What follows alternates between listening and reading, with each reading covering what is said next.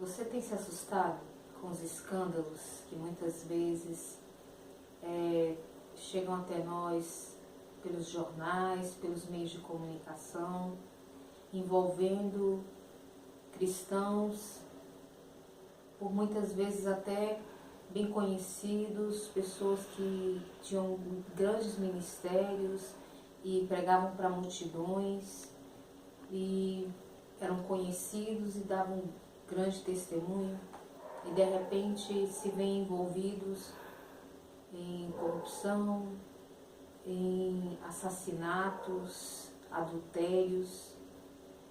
É triste, não é verdade? Mas isso sempre ocorreu no meio do povo cristão. Por quê? A palavra de Deus diz que todo homem é por natureza pecador. É preciso que cada um de nós venhamos estar atentos e não nos escandalizar com os escândalos. Jesus disse que eles viriam, mas ai daqueles por quem eles vêm. E que nós possamos manter firme a nossa fé. 1 Pedro, capítulo 5, versículo 8 diz que sede sóbrios, sede vigilantes e sensatos, porque o diabo, vosso adversário, anda ao derredor, bramando, procurando a quem possa tragar. Jesus sempre disse que nós temos que vigiar e orar. Vigiar, em primeiro lugar. Não estamos apontando aquele que está caído, aquele que caiu, mas que cada um de nós estejamos cuidando pela nossa própria vida para não cairmos. Aquele que está de pé, cuide que não caia. E não deixarmos nos abater pelos escândalos, porque na verdade nós temos um adversário trabalhando contra nós. O homem segundo o coração de Deus, Davi, apenas num instante de distração, ele deixa que o exército vá à guerra e ele fica no palácio. E por um instante do seu descanso, ele passeando ali pelo palácio, ele viu Betseba banhando-se nua, e ali você conhece a história. Um abismo chama outro abismo. E da cobiça veio o pecado, e do pecado veio a morte de Urias, que era fiel, que era um soldado de Davi, e veio dor e veio sofrimento sobre a família de Davi, consequências extremas.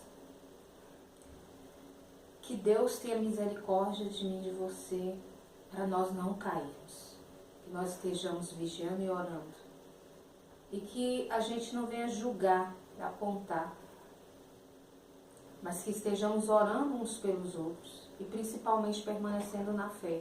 Uma vez Jesus estava conversando com os discípulos, João capítulo 6, e ele começou a falar daquilo que iria acontecer, da sua morte, do seu sofrimento ali no Calvário, da sua crucificação. E ele estava falando que ele é o pão da vida que desceu do céu, e que a sua carne, que o seu pão, ele alimenta e traz vida eterna.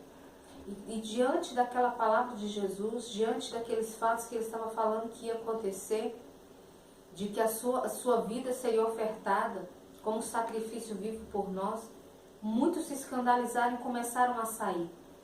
E Jesus fala para os discípulos: vocês também querem se retirar? E Pedro, num momento de grande sabedoria do Espírito Santo, ele fala: Senhor, para onde nós iremos, se só tu tens as palavras de vida eterna?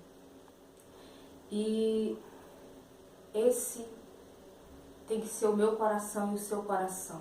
Mesmo diante dos escândalos, mesmo diante das adversidades, mesmo diante do descrédito que alguns venham dar à palavra de Deus, que alguns venham dar ao nosso chamamento de sermos cristãos, que nós venhamos perseverar e permanecer.